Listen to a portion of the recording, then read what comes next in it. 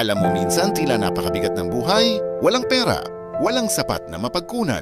Parang lahat ay laban at ikaw lang mag-isa. Pero may isang bagay na hindi kayang kunin ng hirap.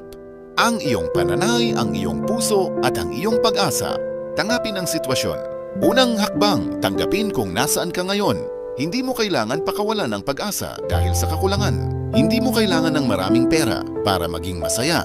Ang tunay na yaman nasa puso at isip, puso magpasalamat sa maliit na bagay. Sa kabila ng kakulangan, laging may bagay na pwede mong pasalamatan.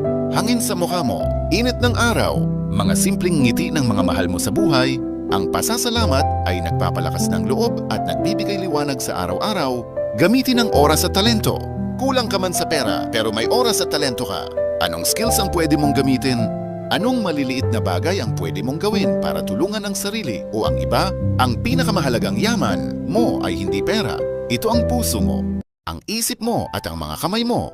Panatilihin ang positibong pananaw. Ang positibong pananaw ay parang ilaw sa madilim na daan. Kapag positibo ka, mas malinaw mong nakikita ang solusyon at oportunidad. Huwag ikumpara ang sarili sa iba. Huwag mawala ng pag-asa kahit maliit ang hakbang. Magtiwala sa sariling kakayahan. Kaya kahit wala kang pera o marami kang kailangan, huminga ka ng malalim. Magpasalamat sa kahit maliit na bagay. Simulan ang araw ng may pag-asa at positibong pananaw. Tandaan ang tunay na yaman ay hindi nakukuha sa bulsa, kundi sa puso-isip at sa kung paano mo hinaharap ang bawat araw. If this touched your heart, follow for more videos.